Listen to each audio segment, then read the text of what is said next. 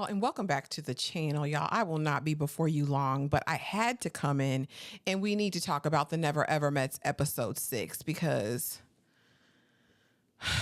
they just keep doing the most, okay? And again, the Never Ever Mets episode 6, pushing beds and boundaries. Honey, when Auntie Irene got there, Diamond's sister, as you know, episode 5 ended in a brawl. Basically, we saw the pastor looking like he wanted to lay hands on Auntie Irene. Okay. And I wasn't feeling it. In this episode, Auntie Irene says, listen, I fight for fun.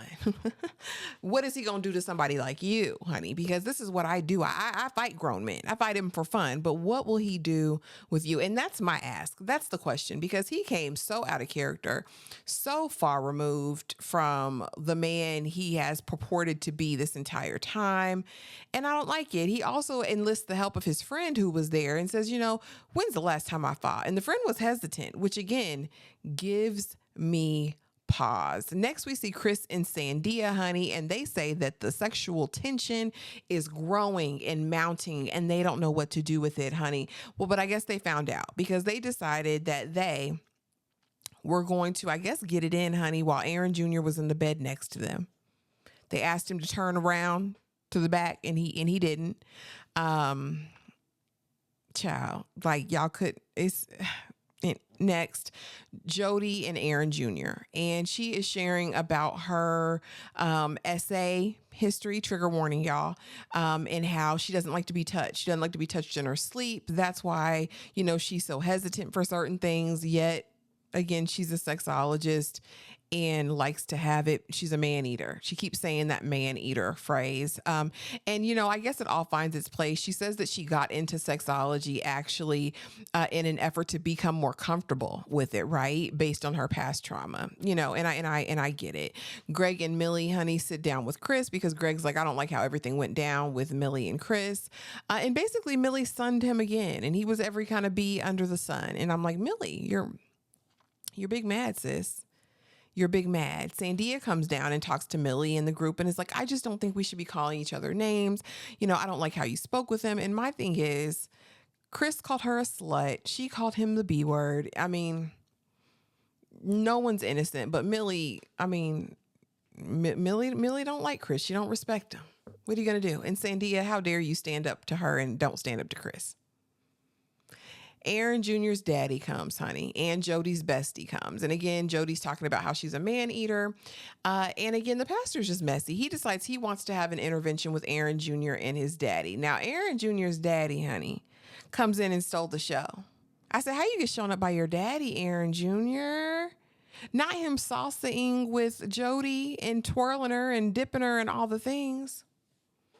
But Aaron daddy got with kind of pastor and was like, listen, do you take this approach with all the people in the house, or is it just my son? Like, what is really good? And that was my question. At this point, honey, Millie has a confession, her trauma and how she feels like, if she does something wrong, people won't stick around.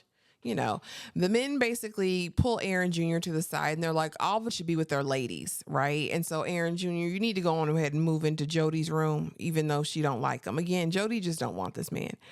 I don't think it's about SA. I don't think it's about any of those things. I think they're playing. I think they came playing in our face. That's what I feel. And so basically in the middle of the night, he decides not only are they going to be in the same room because they're in 2 separate beds initially, he moves his bed closer to her and apparently tries to cuddle her. And in the morning kisses her on the forehead and she spazzed out. And she said, I don't want to feel pressure to do anything I don't want to do. You know my history. They don't. So how dare you? It's going to be hard to come back from this. And Aaron Jr. is like, I'm sorry, I broke your trust. And he says, respecting boundaries is cool. And that's my thing. Respecting boundaries is cool, but just leave the house because y'all don't really want each other. Y'all don't. And I don't know what kind of feeling he was doing, and it may have activated or triggered her. But I just don't get their dynamic anyway, because I don't know why he'd be trying to rub up on her at night and he don't rub up on her in the daytime.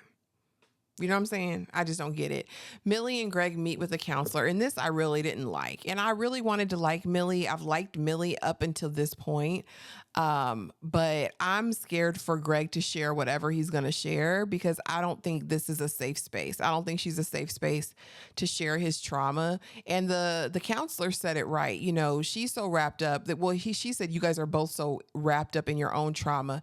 You can't be there for each other. And I felt that in my heart, but I really felt that more on Millie's side because Greg has tried to be there for her. I think Millie doesn't want to validate anyone else's trauma but her own. That's what it gives. And so I'm hoping he protects this because it's good. While it's good to share when you've been traumatized or been through things, you have to be mindful and you have to be careful of who you're sharing those things with. And I don't think she's a safe space for him.